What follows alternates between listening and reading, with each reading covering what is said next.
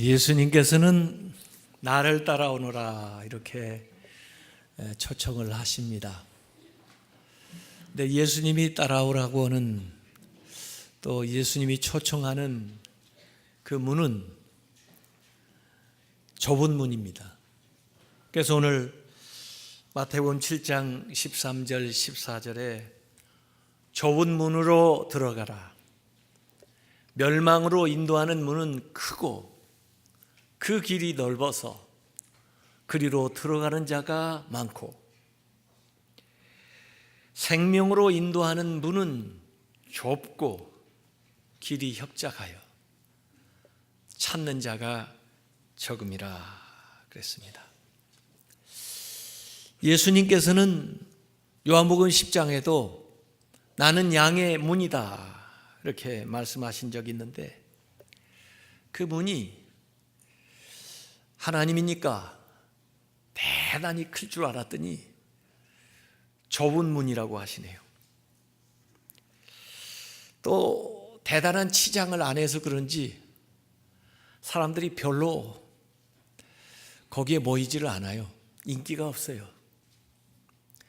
특별히 우리 한국 사람들은 대문을 좋아합니다. 큰 문을 좋아하죠. 좁은 문은 별로 인기가 없어요. 근데 사실은 문이 중요한 게 아니고요. 문 안에 뭐 있느냐가 더 중요하죠. 문 밖에서 볼 때는 사실 그 안에 뭐 있는지 잘 몰라요. 대체로는 문이 크고 대단하면 안에 좋은 것이 있으리라 예상은 하지만 오늘 예수님 말씀한 것처럼 그 보이는 것과 전혀 다른 내용물이 담겨 있을 수도 있는 거죠. 그래서 사실은 내용이 뭐냐가 더 중요한데 큰 문 뒤에는 멸망으로 가는 길이 있고 좁은 문 뒤에는 생명의 길이 있다고 하시네요. 그럼 어디로 들어가시겠어요? 좁은 문으로 당연히 가겠죠. 참 좁은 문은 그러면 뭔가 실제 문이 있는 건 아닐 테고 어떻게 들어가는 것이 좁은 문으로 들어가는 건가 이게 좀 궁금할 건데 사실 세상에서도요 정말 가치 있는 것은 좁은 문으로 들어가야 되는 경우가 많습니다. 요새는 대학 정원이 많아져 가지고요 어느 대학이나 그냥 대학을 갈래 치면은 갈 데 많습니다. 심지어 지방에 있는 어떤 대학들은 정원도 다 채우지 못하는 그런 학교도 있다고 하니까요. 그런데 왜 아이들이 이렇게 수능을 치르라고 애를 쓰죠?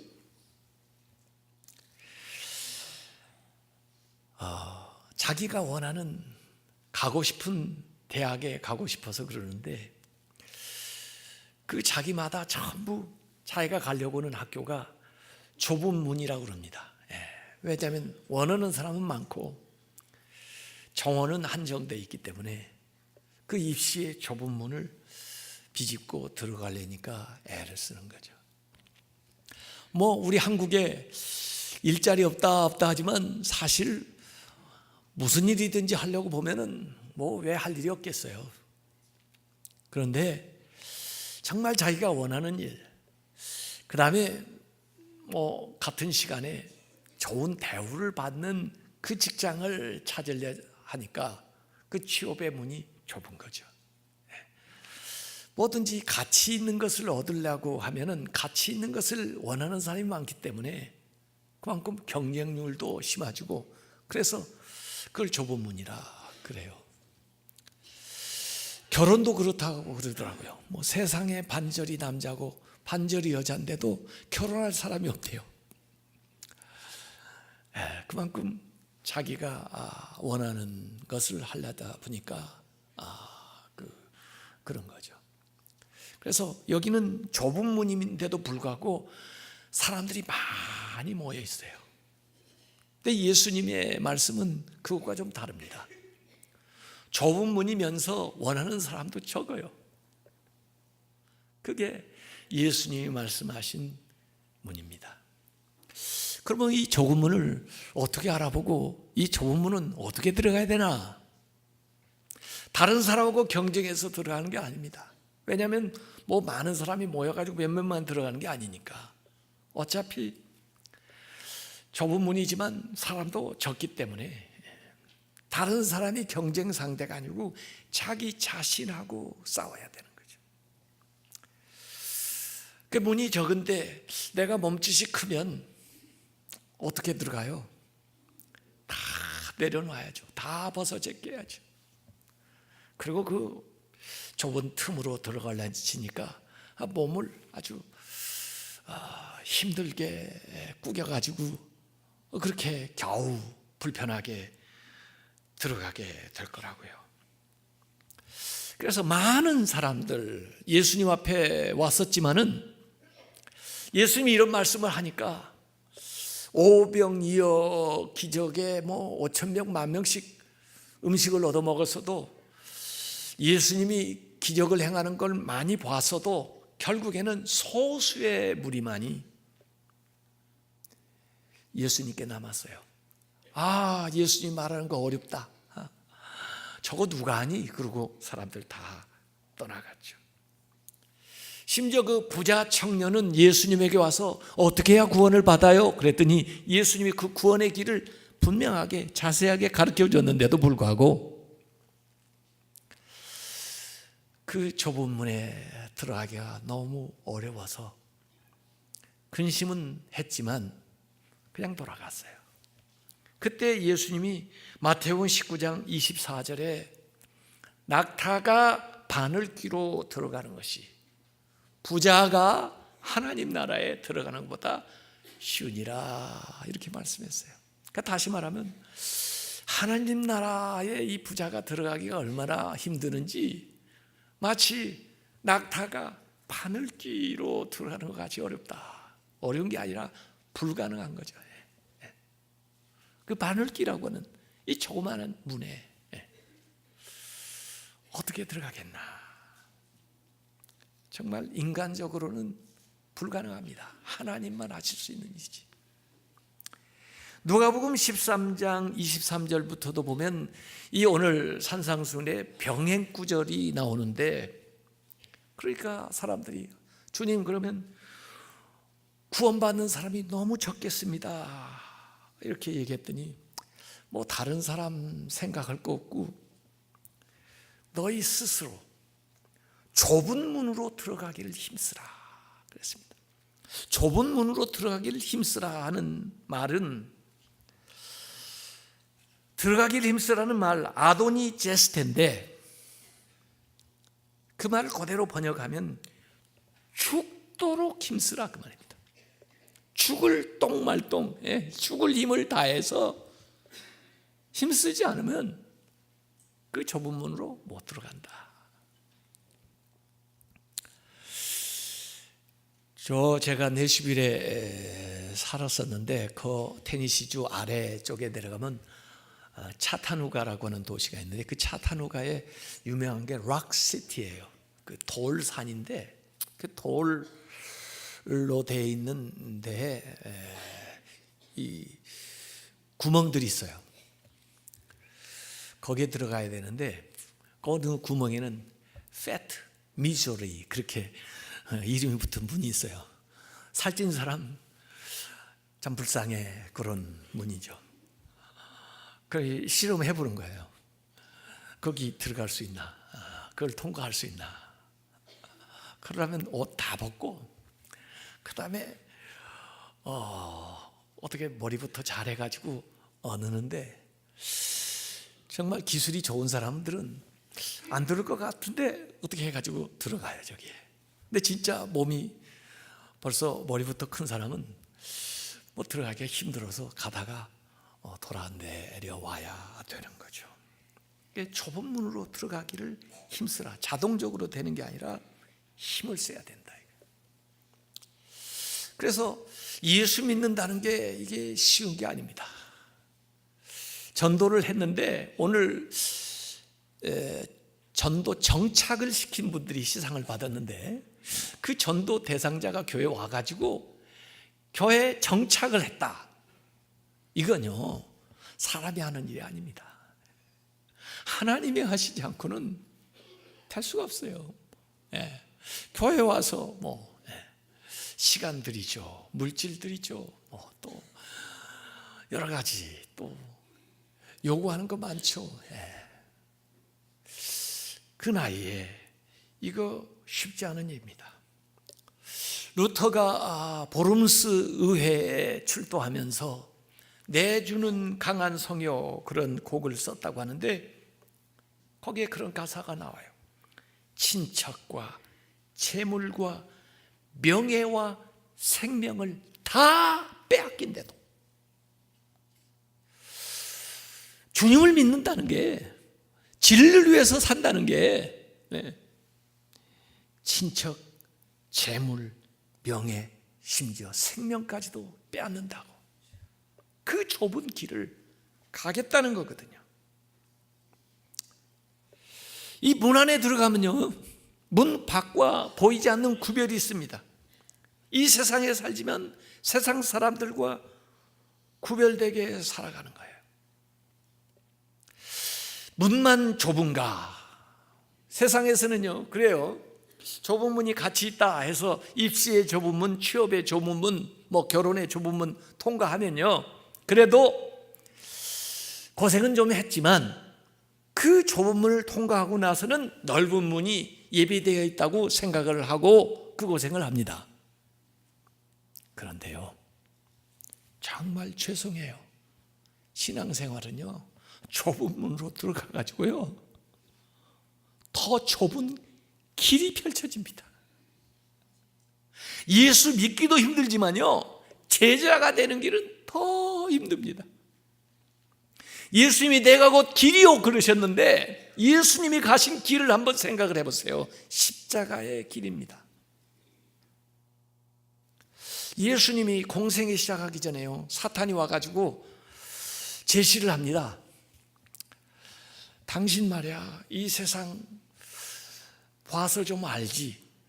세상 사람들은 말이야, 여기 헬라 물질 문명을 봐봐. 이 헬라가 만들어 놓은 이 물질의 길, 이 길로 가야 사람들이 따라와. 얼마나 편안해. 돈 있어야 된다고 이 돌을 떡으로 만들어 봐. 그 능력 있잖아 당신. 헬라의 길을 제시했습니다. 물질로.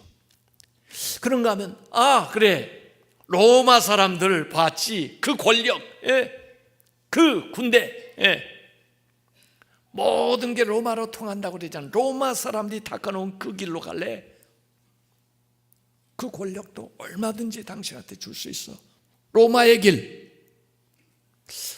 그래, 당신은 그냥 종교 지도자? 그러면은 이 히브리인들이 만들어 놓은 길 봐. 대제사장이나 이들이 이적을 행했다고 그러고 또 나름의 명예를 얻는 그 히브리의 길, 얼마나 좋아. 전부 대로를 제시하는 겁니다. 그러나 예수님은 거부하셨어요. 그 거부하신 게 뭐냐? 십자가의 길이에요. 골고다의 길이에요. 험한 길이에요. 협착한 길이에요. 문은 시작하는 인문이지만 길은 목적지를 향하여 나가는 과정인데, 그 과정 자체도 힘들다 이거예요. 신앙생활의 길은 외로운 길, 수고의 길, 고통의 길, 희생의 길, 헌신의 길. 그것이 제자들의 길입니다. 그것이 자기 십자가를 지고 예수님 가신 내가 곧 길이요, 그 길을 걸어가는 삶이에요. 요새 제가 이제 개혁자들에 대한 이야기를 하고 또 내일부터 새벽에 그걸 인도해야 되니까 개혁자들 글을 좀 많이 읽게 됐네요. 기도원에서도 그 내일부터 전할 말씀을 전하고 준비하고 왔는데, 이 개혁자들이요. 저는 이번에 다시 읽어보면서 그분들의 기도의 차원이 내가 기도하는 것과 완전히 다르구나 하는 걸 알았어요. 내가 왜 그분들만큼 그렇게 못된 이유를 알았어요. 내 기도가 그분들의 그 기도에 따라가려면 아직 멀었구나. 참 기가 막힌 기도들을 많이 했더라고요. 우리가 대부분 다른 기도를 많이 하는데 그분들은 대부분 우리가 하지 않은 기도를 했더라고요. 켈빈의 그 교회론에 보면 보이는 교회, 보이지 않는 교회 이렇게 나눠놨는데 사실은 보이지 않는 교회가 진짜 교회죠. 근데 이 보이는 교회를 우리가 다니고 있는데 이 보이는 교회 안에 하나님이 선택한 사람과 그러지 않은 사람이 있다는 거예요. 우리는 뭐 켈빈 장로교회는 아니지만은 그 말도 시사점이 있어요. 교회만 들어왔다고 안전한 게 아니다 그 말이죠. 교회 보이는 교회 신자들은 보이지 않는 교회의 일원이 되도록 애써야 된다는 거예요. 그게 좁은 길을 걸어가는 겁니다. 교회만 들어왔다, 좁은 문을 통과한 것은 끝이 아니에요. 과정 자체가 좁은 길을 걸어가야 된다. 이 예수님께서 승천하신 후에 4세기 초반까지 기독교는 그야말로 초대교회는 고난의 길을 걸어왔습니다. 선교한다는 것은 곧바로 승거하는 것과 마찬가지였어요. 극심한 박해를 당하였습니다. 예수님의 제자들 스데반을 비롯해서 그 다음에 실제 예수님의 제자들이 모두 다 순교를 했습니다. 로마 시대에만 해도 황제가 즉위할 때마다 극심한 박해를 기독교에 가했는데 로마 시대에 10대 엄청난 박해가 있었는데 네로 64년에 네로 황제에서 바울이나 베드로 같은 사람 순교를 당하면서 엄청난 기독교인들이 죽었고 그 후에 도미티아누스, 트레아누스, 하드리아누스, 마르쿠스 아우렐리우스, 세티미우스, 세베루스, 막시미누스, 데카우스, 발레리아누스, 디오클레티아누스 때까지 엄청난 박해를 받았습니다.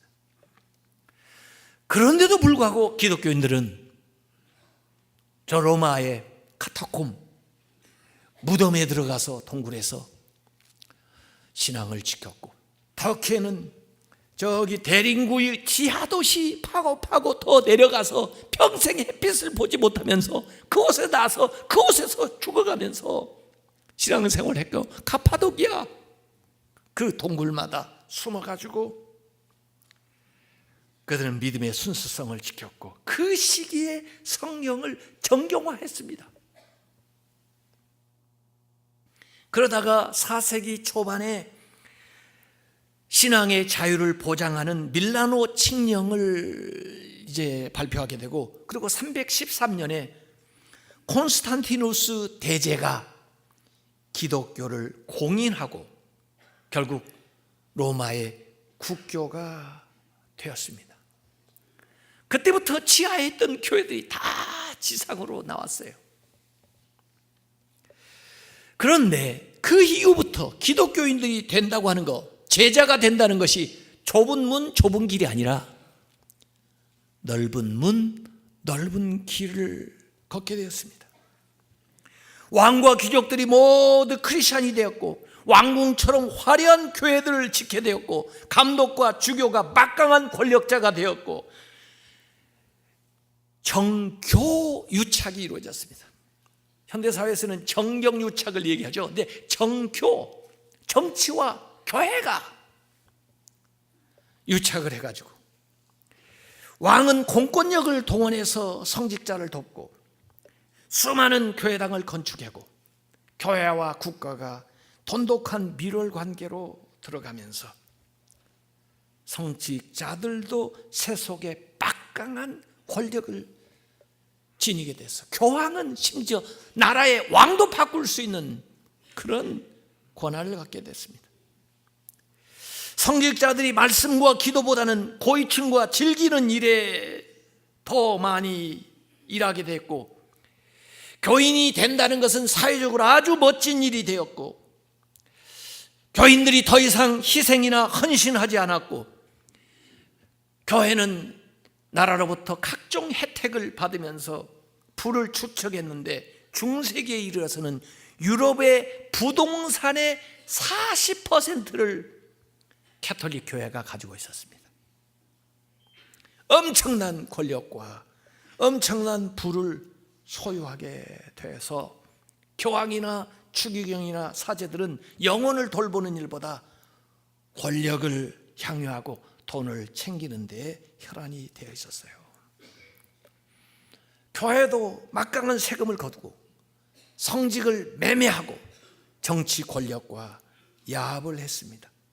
그래서 교회의 자리나 특권을 돈으로 사고 파는 성직 매매가 비일비재하게 일어나게 되는 거예요. 절대 권력이 부패하는 것처럼 이런 물질과 권력을 갖게 된 종교도 부패하게 됐던 겁니다. 그래서 나라별로 종교계의 선구자들이 있었어요. 그러나 그들의 목소리가 너무 막강한 힘에 의해서 묻혀요. 영국에서는 존 위클리프 종교개혁의 선구자인데, 그 사람은 이런 얘기를 했습니다. 그리스도는 진리시다. 그러나 교황은 거짓 그 자체다. 그리스도는 가난하게 사셨는데 교황은 세상의 화려함을 위해서 땀을 흘린다. 그리스도는 이 땅에 한정된 권세를 거절하셨는데 교황은 그걸 갖지 못해 안달이다. 그리스도만이 교회의 진정한 머리시고 교황청은 도구로 가득 차 있다. 교황은 적 그리스도의 화신이며 자신을 하나님 위에 올리려는 죄인이다. 심판이 임할 것이다. 이런 엄중한 말을 위클리프가 했어요. 하나님 말씀만 우리가 읽고 믿어야 된다 그랬는데, 그 위클리프는 시체 불태워가지고 강에다 뿌려졌습니다. 그를 따르던, 그에게 영향을 받던 체코의 존 후스는 그도 처형을 당했어요. 그 얘기는 제가 내일 할 겁니다. 결국 종교개혁이 그 후에 100년 지나서 루터에 의해서 일어나게 된 것도 역시 성직 매매와 면죄부 때문에 그랬어요. 그 당시 브란덴부르크의 그 알브레히트라고 하는 사람이 있었는데, 이 사람은 브란덴부르크 선제후의 아들로서 불과 23살의 나이에 마그네부르크 대주교가 되었네. 그것만 해도 대단한데, 그 이듬해 마인즈의 또 대주교를 겸하게 됐어요.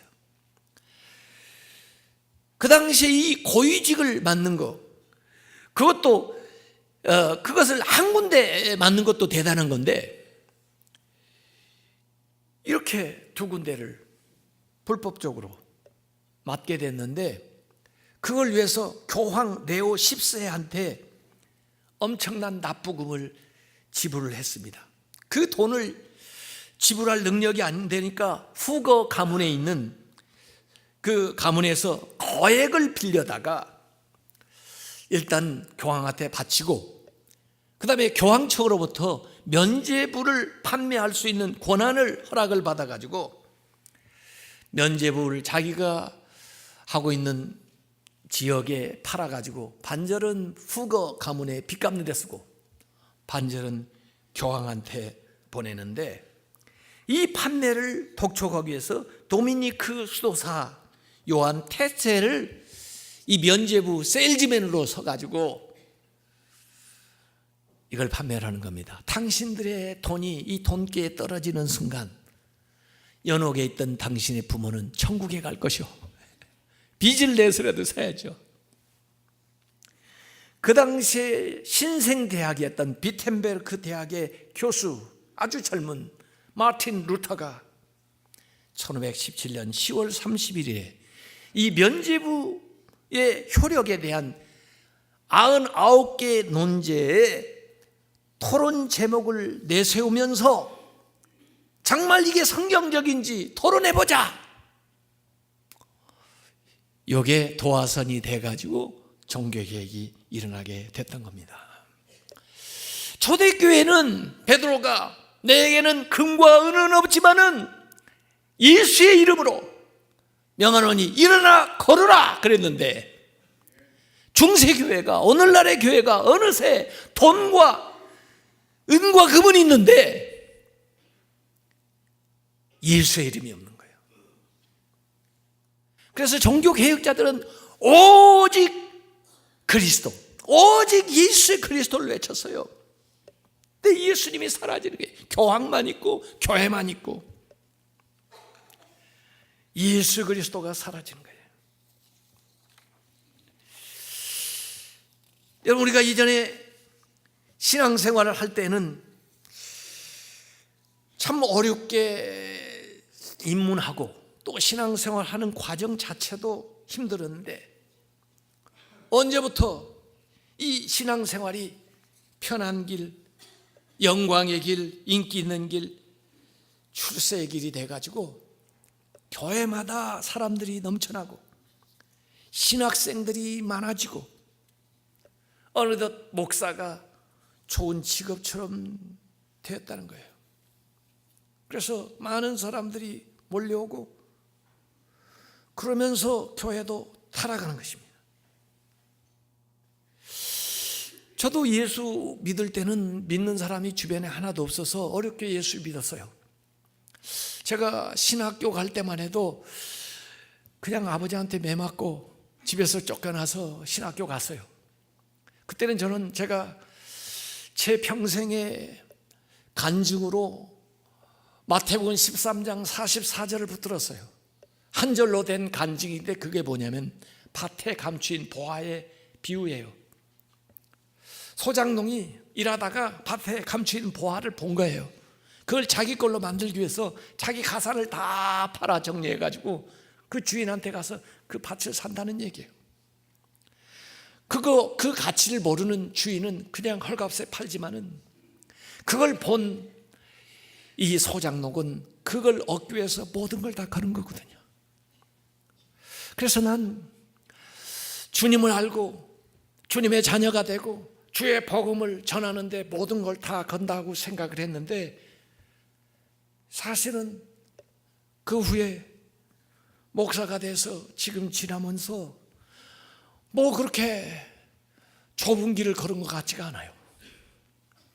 대접받고 환영받고 존경받고 어느 무엇을 했어도 뭐 이런 연단이 없겠어요? 이런 수고가 없겠어요? 성경은 분명히 좁은 문 다음에 넓은 길이 아니라 좁은 문 다음에도 좁은 길이라고 얘기했는데, 우리는 넓은 문을 구해서 넓은 길로 가기를 원하거나 좁은 문을 일시 통과했다 할지라도 넓은 길을 가고 있는 것이지, 예수님이 말씀한 대로 좁은 문을 지나서 더 험한 길을 가는 게 아니더라 그 말입니다. 요새 이 지방에만 내려가면요, 어디 부교육장 보내달라고 자꾸 그래요. 왜 그래요? 그러니까 안 간대요. 서울 이남에는 부교육자 구하려고 그래도 힘들 때 왜 안 가니까. 선교사님들 우리가 헌신해서 많이 보내고 또 지금도 헌신해서 많이들 가십니다. 그런데 선교사님들이요, 전부 선교지의 도시에 거주하고 계세요. 여러 가지 생활 형편이 여의치 않으니까. 또 제일 문제가 뭐냐면 자녀 교육이에요. 그래서 외국인 학교를 보내거나 유학을 보내야 돼요. 그러니까 감당해야 될 것이 너무 많죠. 현재 있기도 힘들죠. 현재 저는 뭘 비판하려는 게 아니에요. 상황을 얘기하는 거예요. 상황을. 목사님 자녀들, 장로님 자녀들이 그 좋은 믿음의 가정에서 태어나가지고 이 자녀들이 헌신해서 신학교 가는 것까지는 좋은데, 신학교 이제 나올 때쯤 되니까 힘 있는 장로님, 목사님들이 아들 좀 어디 편한 자리에다가 넣어줘야 될 거 아니에요? 그러다 보니까 심지어 자기 교회를 물려주잖아요. 그래서 교회 세습 문제가 나오는 겁니다. 그래서 성직 매매 얘기가 나오는 거예요. 어느 더 좋은 자리로 가기 위해서. 요새 교회 매물로 나온 데가 많습니다. 은퇴할 때쯤 되면 교회를 정리해서 파는 거예요.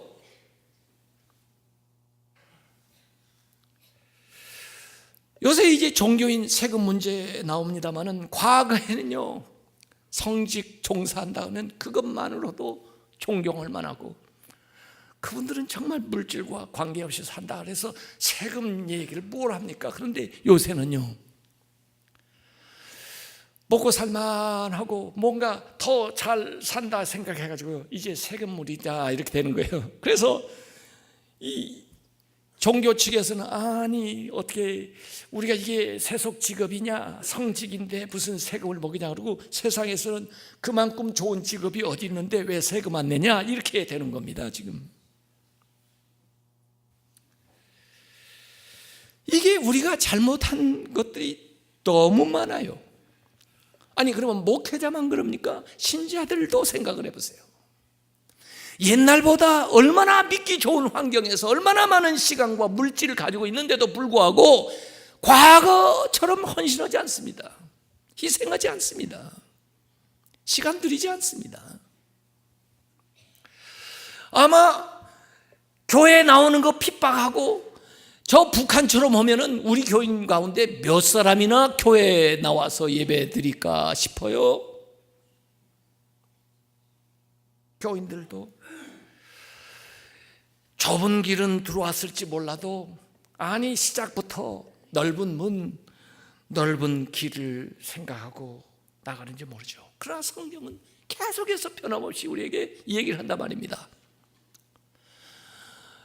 우리가 이 성경 말씀을 읽지 않고 전하지 않아서 그렇지, 제가 새삼스럽게 이 말씀을 전하려고 딱 시작하니까 저부터 힘들어지는 거예요.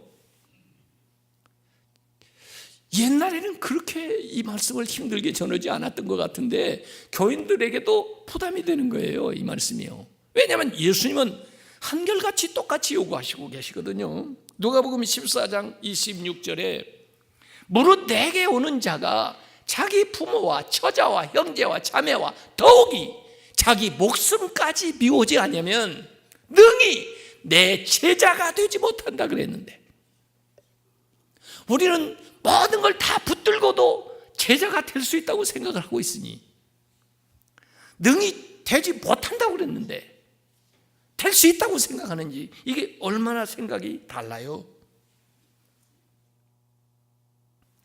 오늘 여기 어렵게 좁은 문을 통과해서 이제 길에 접어들었는데 이 길 도상에서 또 역시 갈라집니다.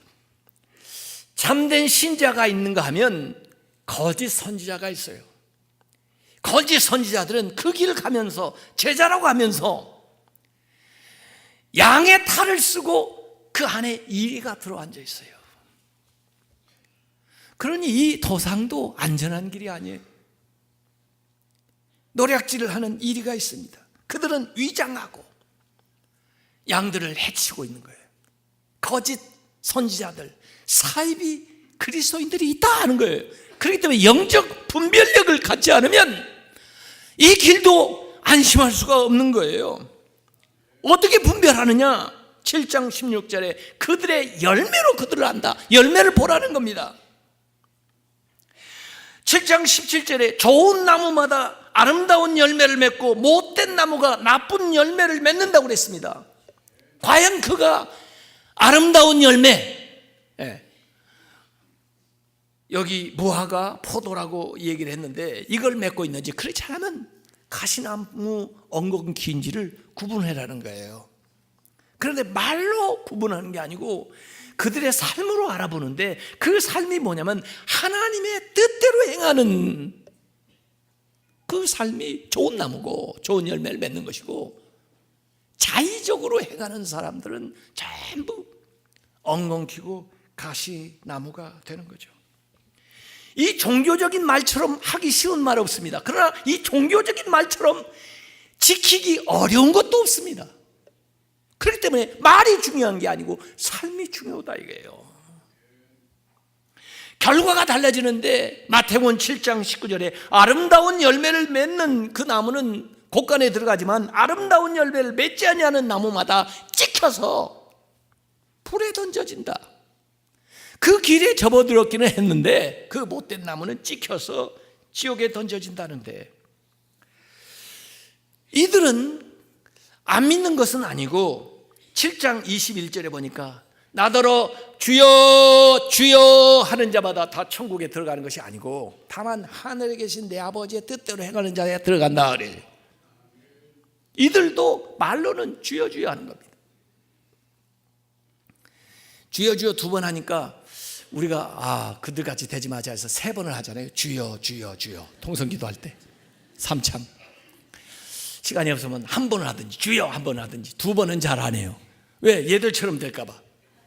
근데 얘들은 주여 주여 하면서 내가 주의 이름으로 선지자 노릇도 했고 주의 이름으로 귀신도 쫓아냈고 귀신 주의 이름으로 권능도 행했다는 거예요.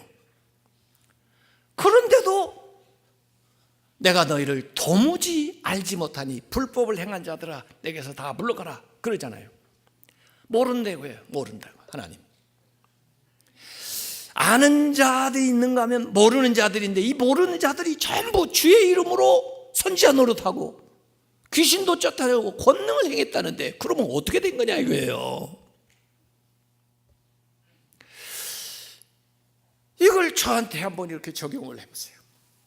제가 목사로서 주의 이름으로 선지자 노릇하고 또 심지어 귀신도 쫓아내고 권능도 행했는데 그날 가서 난 널 모른다 그러시면 어떻게 되겠어요? 왜 이런 불상사가 발생을 할까요? 그러면 지난번 한 일은 뭐고?